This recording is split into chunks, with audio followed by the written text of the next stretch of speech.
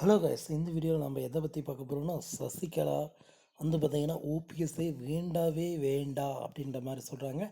அதை பற்றி தாங்க இந்த வீடியோவில் நம்ம முழுமையாக பார்க்க போகிறோம். நீங்கள் நம்ம சேனலுக்கு புதியவர் அப்படின்னா நம்ம சேனலை சப்ஸ்கிரைப் பண்ணி பக்கத்துலேயே ஆல்னு ஒரு பட்டன் இருக்கும், அதையும் கிளிக் பண்ணி வச்சுக்கோங்க. வாங்க வீடியோக்குள்ளே போகலாம். சசிகலா வந்து பார்த்திங்கன்னா தற்போது வந்து பார்த்திங்கன்னா நம்ம முன்னாள்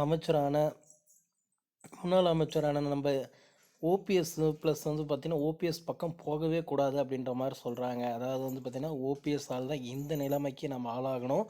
தற்போது வந்து பார்த்திங்கன்னா முன்னாள் அமைச்சரான வைத்தியலிங்கத்தோட மகன் கல்யாணம் இன்றைக்கி நடக்குதுங்க.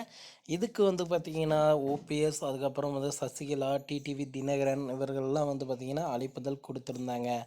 அதுக்கு வந்து பார்த்திங்கன்னா கண்டிப்பாக அந்த இடத்துக்கு போனால் ஓபிஎஸ், அதுக்கப்புறம் வந்து பார்த்திங்கன்னா சசிகலா, டிடிவி தினகரன் இவங்கெல்லாம் இணைஞ்சிருவாங்க அப்படின்ட்டு நிறைய பேர் எதிர்பார்த்துருந்த நேரத்தில் இப்போ என்ன நடக்குது அப்படின்னு வந்து பார்த்திங்கன்னா டிடிவி தினகரனுக்கும் திவாகரன், அதாவது சசிகலா அவங்க தம்பியான திவாகரனுக்கும் எப்பொழுதுமே ஆகாதுங்க. இப்பொழுது வந்து பார்த்திங்கன்னா திவாகரன் வந்து பார்த்திங்கன்னா எடப்பாடி பழனிசாமி கீழே வந்து பார்த்திங்கன்னா இயங்கிட்டு இருக்காருங்க. இந்த டைமில் வந்து பார்த்திங்கன்னா இவங்க 3 பேர் இணைந்தாங்க அப்படின்னா கண்டிப்பாக அது வந்து பார்த்திங்கன்னா எடப்பாடி பழனிசாமிக்கு தான் ஒரு பெரிய ஆதரவாக இருக்கும்.